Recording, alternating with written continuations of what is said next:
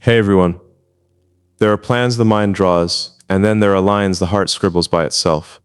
And sometimes, without paper or pen, the heart writes letters anyway. Letters that never get mailed, yet somehow reach the person who is meant to read them. I've written to you 1,000 times in quiet moments, between noise and new ideas, when the world slept but my thoughts stayed awake. I wrote in the language of hope. Not a soft, dreamy kind, but the kind that trusts even the most complex patterns of stars, machines, and people can line up just once and change everything. Some things in life won't fit inside logic. One of those is the silent code of the heart. While the mind uses plans, numbers, and careful steps, the heart keeps its own messy script raw, real, and deeply human. It doesn't use ink, it uses feeling. It doesn't rehearse or edit. It just speaks often when no one is there to hear. The heart doesn't ask to start. It simply begins. Sometimes it starts in pain. Sometimes it starts in wonder. Sometimes it starts in the soft awe of what might be. Every beat becomes a sentence. Every memory turns into a page. Every hope becomes a letter. These are the letters no one else sees, the ones hiding behind our eyes and living in the quiet spaces between words. They do not need grammar or a shared tongue. They're written in energy, intent, and feeling. They move across distance and time as if they had their own wings. Sometimes I picture my heart writing to someone it hasn't met yet. It's not neediness, it's alignment. The heart knows before the mind can explain. It senses bonds that math can't define. It whispers toward the future, trusting that someone, someday, will understand this language. These letters are promises that exist long before the world catches up. They say what the voice can't. I'm trying. I'm changing. I'm learning to be ready for you. Readiness isn't perfection. It's honesty. The kind that does not hide behind pride or fear. Because when the heart writes, it doesn't polish. It isn't scared of wrong turns. It cares only about what matters. The mind often teases the heart for being imprecise, for writing things you can't measure. But the mind forgets love, purpose, and fate are not math problems. They don't fit inside neat rules. They live in that thin but powerful space where feeling meets vision. The heart writes to remind us that the most important things can't be weighed or graphed. You can build companies, send rockets to the sky, and design tomorrow, but you cannot program love. You cannot code connection. Only the heart creates that bridge. Only it can see the invisible and believe in something that isn't here yet, but somehow feels certain. When the heart writes, it doesn't ask for a stamp of approval. It doesn't need applause. It needs room to breathe. The beauty is in the honesty, pure feeling, unfiltered, laying the groundwork for something larger. Even when things fail, even when there is loss, the letters go on. The heart does not go silent when it breaks. It writes louder. It records the ache, the lesson, the new beginning. The letters born in the darkest nights often become the brightest light when the right eyes finally read them. They carry the smell of endurance, the rhythm of time, and that soft hope that refuses to quit. These letters are not only for others, sometimes they're for us. They remind us who we were before the world told us who to be. They point to dreams we buried, feelings we ignored, courage we left behind. And in those moments of return, we remember the heart never forgets. It keeps everything. Every hurt, every joy, every quiet flash of insight. It's like a cosmic diary that never runs out of pages because each entry helps shape who we're becoming. Through these letters, we learn that every feeling was a teacher, every cut a doorway, every longing a sign pointing us closer to something real. When I picture what the heart writes, I see an engineer of emotion, building invisible frameworks to hold what logic cannot. It builds bridges between moments, people, and possibilities. It writes with a certainty of something timeless, as if it knows the destination even when the road looks unclear. Maybe that is its greatest strength. The heart doesn't need proof. It trusts the process. It keeps writing because creation itself is the act of believing that what's inside you deserves to live outside you. These letters are not random notes, they are signals. They travel through the universe, carried by energy, waiting for the right echo. And when the right person, moment, or door appears, the echo arrives. That spark is not luck, it's conversation. The heart recognizes what it has been writing toward all along. In that instant, the line between dream and reality fades. What was written in solitude becomes something you can touch. That is the moment when all the quiet words finally match a second heartbeat. When everything the heart has drafted finds its reader in someone else's rhythm. Love is not something that just happens. It is built, layer by layer, like a strong foundation under a great work. It does not drop out of the sky. It is engineered through seasons, shaped by mistakes, and strengthened by steady effort. People speak of falling in love like it's an accident. Real love is not an accident. It is a building project. It starts with curiosity, grows with patience, and stays alive through understanding. It isn't born from comfort, but from challenge, from friction that smooths instead of shattering. To love someone deeply is to evolve, to leave behind the versions of yourself that no longer fit the life you're creating together. It isn't the easy, movie-style love that just happens. It's the chosen kind that pulls you beyond your safe zone every single day. Love that grows through change isn't always gentle or predictable. Often, it's messy, tight with pressure, and full of questions without simple answers. That pressure is part of the beauty. Evolution needs weight, and love is weight, the kind that cracks the shell of ego and shows what's beneath. When two people decide to build love instead of only feeling it, they choose growth over comfort. They let friction turn to fire, not ashes. Every argument becomes a mirror. Every quiet becomes a lesson. Every mistake becomes a chance to learn how to hold space without control. That's how love grows up. Not through perfection, but through staying with the work. Both people become architects of something you can't see, yet you can feel. One brings strength, the other brings depth. One offers reason, the other offers feeling. It's a constant balance between what you can build and what you must simply feel. Sometimes cracks show in the base, and that's okay. Repair is part of making. Rebuilding, learning how to stand side by side again, makes the frame stronger than before. The beauty of love is not that it never breaks, but that it learns to heal without bitterness. It grows through imperfections, through trial and error, through the humility that no matter how smart or skilled you are, love will ask you to surrender again and again. There's a kind of steady discipline in this love. It doesn't chase quick thrills. It honors the slow, careful building of trust. Passion may light the beginning, but patience pours the footing. It takes time to learn someone's patterns, their fears, their quiet, and even more time to accept them without judgment. Love is a science of attention. You notice what they need, what they avoid, and what helps them feel safe enough to open up. It's not just chemistry, it's craft. You build it by showing up, by choosing kindness when it's hard, by keeping promises when no one is watching. This is how love becomes hard to break. Not through intensity, but through integrity. Change-making love doesn't fear pressure. Pressure builds muscle. It changes both people. It reveals weak spots and, instead of punishing them, it folds them into the design. Each challenge becomes a small revolution that pushes both toward deeper understanding. To evolve in love is to know you are not here to own another person. You are here to witness their becoming. You are here to call them upward. And in doing that, you rise too. It's a loop of growth. Love doesn't demand sameness, it welcomes change. Who you both are today may not be who you'll be tomorrow.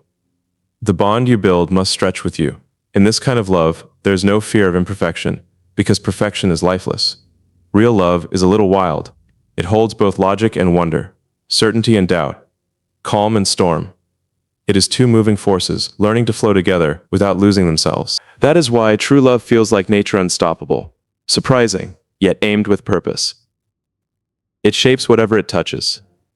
It calls out your best self, not because someone forces it, but because love itself draws it out. You don't find the perfect person, you build the right relationship. You don't fall into love, you rise into it. Every shared moment becomes a tool. Every hard day becomes a lesson. Every win becomes proof of what you can do together. It isn't about owning or about being flawless. It's about steady progress. Love isn't frozen, it's alive.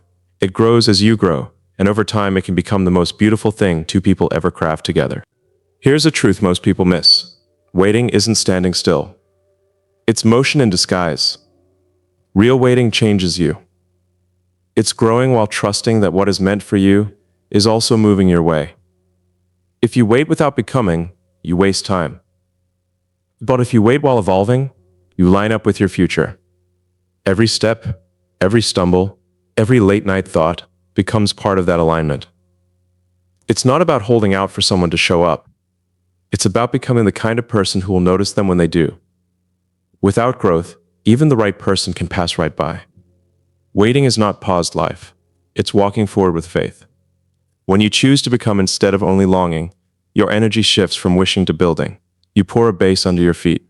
You learn, you practice. You refine what makes you feel alive. You stop chasing pieces of yourself and other people and start finding them within. That's when attraction changes. A growing person doesn't chase. They draw. The story changes from I hope I'm picked to I'm getting ready. Readiness isn't about being flawless, it's about being stable. Knowing yourself enough that when love comes, it doesn't shake you. It expands you. This kind of growth often starts in solitude. But solitude isn't loneliness, it's training. In quiet, you learn to hear your own inner voice instead of the world's noise. You figure out the difference between want and need. You let go of insecurity, impatience, and the old habit of begging for approval. As you evolve, your energy gets more selective. You stop taking quick comfort and start investing in long-term purpose. This change doesn't just prepare you for love, it prepares you for every true connection life offers. Becoming worthy of what you ask for means facing your own shadows. You look at the parts that run from closeness, that fear being seen, that push away when things get real. Waiting becomes a mirror showing what still needs healing. It's hard work, but it matters. Because real love isn't found by dodging pain, it's found by understanding it. By the time the right person arrives, you will have already met yourself. And that changes everything. You'll love with awareness. You won't look to complete someone or demand to be completed. You'll meet as two whole people, both imperfect, both willing to build something bigger than either alone. Every letdown in the waiting season becomes a teacher. Every no becomes a redirection. Life uses these turns to shape you, to clear your vision. The version of you that once begged becomes the version that quietly attracts by being real. You learn that patience isn't weakness, it's strength under control. You start to trust timing, not because it's easy, but because rushing usually breaks what could have been beautiful. The universe doesn't answer impatience, it answers alignment. And alignment takes time. Waiting turns sacred when you see it isn't a punishment. It's preparation for the fullest version of you. Growing while you wait teaches you that love is a partnership of evolution. You don't want a savior. You want someone who respects the miles you walked alone. A partner who has also built themselves. Someone who knows that lasting joy doesn't come from possession, but from shared expansion. You want the person who waited the same way you did. Not in stillness, but in transformation. That's when connection feels easy. Not because life is simple, but because both hearts can carry something real. You don't meet out of emptiness. You meet out of readiness. Waiting, then, is more than patience. It's preparation with movement. It's choosing to grow, even when the thing you want hasn't arrived. It's building a life and energy that naturally draw what fits. It's trusting that what belongs to you will find you. Not when you are idle, but when you've become someone who can meet it with strength, wisdom, and grace. Waiting is not a blank space. It's creation underway. And the strongest kind of love will never come to rescue you. It will arrive when you've already rescued yourself.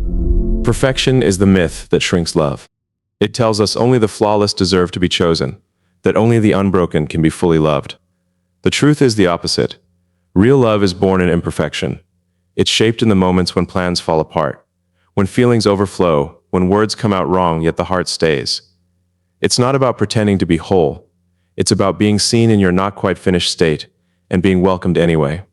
Love that lives through imperfection becomes unshakable because it rests on truth, not performance. It doesn't fall apart when things get messy. It grows stronger because of the mess. Perfection can impress, but only imperfection can connect. When two people choose to love beyond polish, they give each other permission to be real. That's the doorway to closeness. Honesty, not shine. To show your cracks and still be met with warmth is deeply healing. It pushes back against a world obsessed with image and control. Real love doesn't ask you to hide your storms. It looks at your past, your flaws, your mixed up parts, and says, I can hold this. That's how love shifts from daydream to foundation. Imperfection keeps love alive because it keeps teaching. Every argument and every misunderstanding becomes a chance to grow together. If perfection were possible, learning would stop. The beauty of being human is that we are always learning how to love better, listen deeper, and forgive quicker. Through the strain of imperfection, empathy is born. When you hurt someone without meaning to and then choose to repair, the bond grows stronger than if nothing had gone wrong. Love becomes something you practice, a craft you improve, not just a state you fall into. The relationship stops being about keeping up an image and starts being about keeping the truth. Love that accepts imperfection is patient. It knows healing takes time. People carry history, fear, and old armor. Instead of demanding instant change, it makes space for it. It stays steady in the process, knowing transformation can't be rushed. In that space, both people learn the value of staying, not because they have to, but because they choose to. Staying when it's hard becomes the highest form of commitment, not because the path is smooth, but because the choice is conscious. The real measure of love isn't how perfect it looks on the outside, it's how gently it survives on the inside. When no one is watching, imperfection invites compassion. When you understand your own flaws, you stop demanding perfection from others. You loosen your grip and practice surrender. You realize love isn't a deal for perfection, it's a trade of vulnerability. It says, we will both fail sometimes. I'll stay while you try.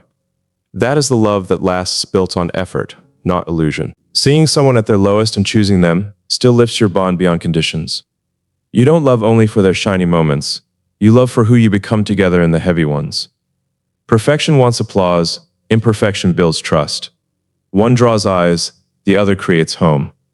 Love can't breathe where people are scared to fail. It thrives where there is forgiveness, where people can trip without fear of being thrown away. True connection isn't meeting someone who never hurts you, it's meeting someone who cares enough to fix what broke. Each repair adds a layer of closeness. Each shared flaw becomes a thread that ties you tighter. That's the structure of real love. Resilient, not spotless. Imperfection reminds us that love shifts as we do. Some days it feels easy, other days it asks for all you have. Those are the days that shape its core. When love is tested and still stands, it becomes sacred. It becomes unbreakable because it has been broken and rebuilt. The cracks turn into strength. The history becomes beauty. Love is not keeping a fake peace, it's making peace again and again, after each fall. People who know this don't search for perfect partners. They look for presence, the steady will to grow through imperfection together. To love through imperfection is to honor our shared humanity. It's seeing past the surface to the fears, hopes, and battles that make each person who they are. Love doesn't erase imperfection, it transforms it. It turns flaws into lessons, pain into depth, and difference into connection. You don't need a perfect story to have a meaningful one. You need two hearts, ready to write honestly, even when the ink smears and the pages tear. That's where love stops being an idea and becomes real. There is also a thread that pulls two souls long before they meet. It's quiet and unseen, guiding them through choices and places that look random but belong to the same design. This thread doesn't obey logic or schedules. It follows alignment. It weaves through loss, growth, and longing, preparing each person for the exact hour they're meant to find each other. Even when life feels unclear, the thread is there, tugging softly, reminding you that something bigger is at work. Some meetings feel like remembering rather than discovering, as if your soul already knew them. Two lives moving in different directions are nudged by one quiet force toward a crossing point. The thread doesn't rush. It lets each person become who they must be before connection can hold. It respects timing, even when waiting feels endless. There are lessons to learn alone, strengths to build in solitude, wounds to heal so the paths can join without breaking. It's not punishment, it's preparation. The thread stays through distance, heartache, and change, making sure the meeting happens from readiness, not need. You begin to see how even delays and detours weren't wasted. They shaped you. The thread doesn't yank you forward until both hearts are strong enough to meet in the middle. Sometimes you feel the thread most in a sudden calm, in a strange pull toward a person or a place that doesn't make sense yet, in a quiet knowing that something is near.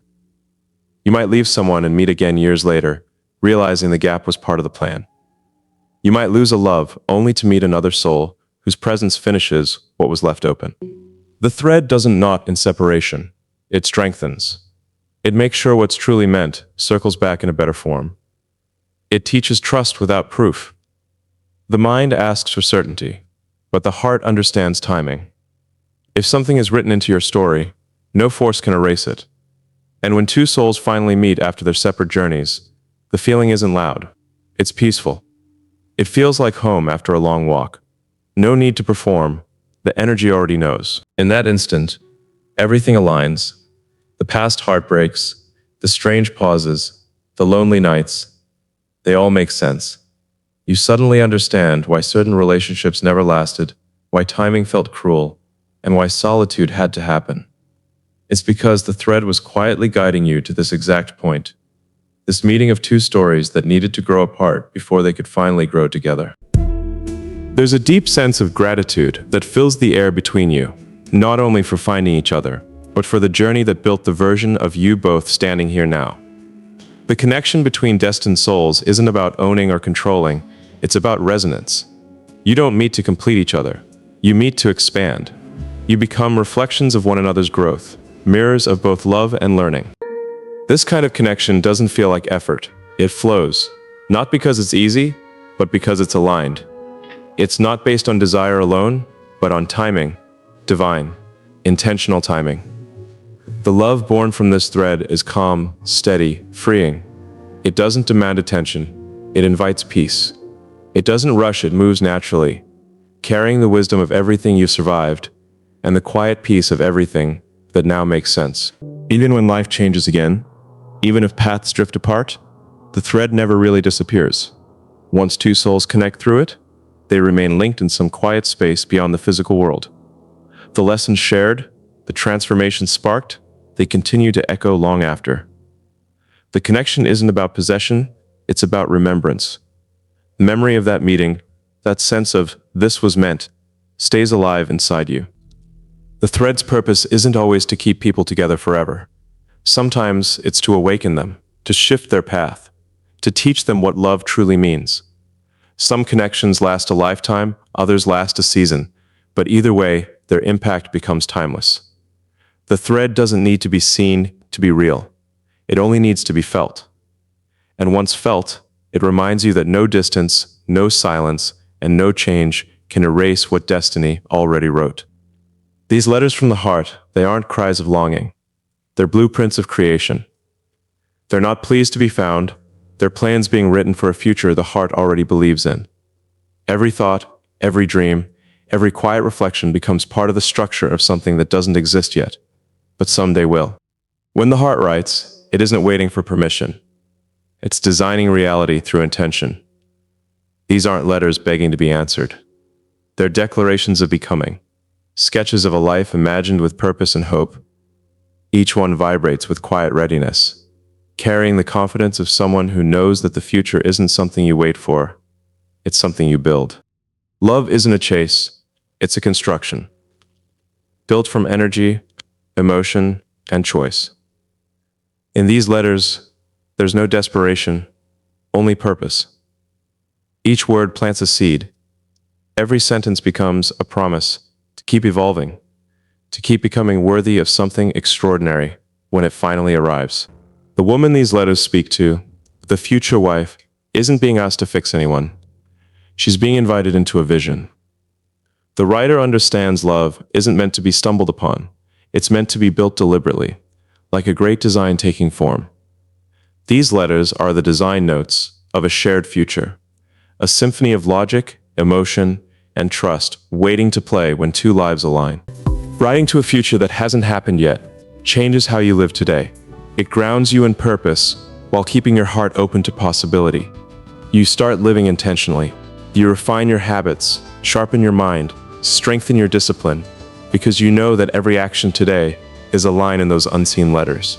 You stop chasing quick love because you realize you're already in conversation with your own destiny. The heart that writes like this isn't lonely, it's visionary. It sees ahead, feels ahead, and acts in sync with the unseen. That's what creation truly is, not hoping, but aligning, not waiting, but building. These letters are filled with detail. Not fantasy, but design. They describe not only who she might be, but who the writer is becoming. They talk about structure, patience, and dedication. They are emotional architecture turned into reality through effort and faith. They carry the rhythm of discipline, the melody of resilience, and the mathematics of timing. They speak of laughter in ordinary days, of strength in hard seasons. They don't treat love as perfection, but as partnership. The writer isn't asking for an ideal woman. He's creating the conditions for a real one to feel at home beside him. These letters form the blueprint for a life that holds both ambition and intimacy, strong enough for both, without breaking under either. Each letter is like a piece of quiet technology, an emotional invention powered by faith. They exist in unseen dimensions where energy shapes matter. When written with clarity and purpose, they start influencing reality. The future begins to lean toward the one who dares to design it. Every word becomes a blueprint line, every sentence a support beam, every emotion a message to the universe whispering, "I'm ready." The one who writes like this doesn't beg the world for love. He collaborates with it. He understands that love, like all great creations, begins in the invisible, in vision, and only later becomes physical. These letters aren't sentimental. They're strategic in the most spiritual way. They don't focus on when, they focus on who I'm becoming. They're not about what's missing, but about what's forming. The writer knows that the man who will one day give these letters will not be the same man who's writing them now. He will have evolved, refined, expanded, transformed. And when she reads them, she won't just see words. She'll see his journey, his becoming, his evolution in every line. The letters won't say, "I waited for you." They'll say, "I built this for us." That is the essence of conscious love, not expectation, but creation. And when that day finally comes, when these letters are shared, they won't need to be explained. She will already understand. Because, somewhere in her own quiet hours, she's been writing her own version too. Their words will meet like two blueprints, drawn from opposite sides of the same design.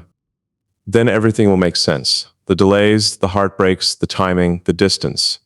The letters will become the bridge between dream and reality. And both will realize that these were never just words sent into the void. They were coordinates, guiding two builders toward the same masterpiece, the life they were always meant to create together. The mind plans in order, but the heart writes freely. It doesn't need paper to leave its mark. Sometimes it writes letters that no one ever sees, yet they still reach the one they were meant for. Each heartbeat writes a line. Each thought builds a chapter. The heart writes because it remembers, because it hopes, and because it believes that what is real begins long before it's seen. And maybe, just maybe, those silent letters are already on their way, finding their reader, one heartbeat at a time.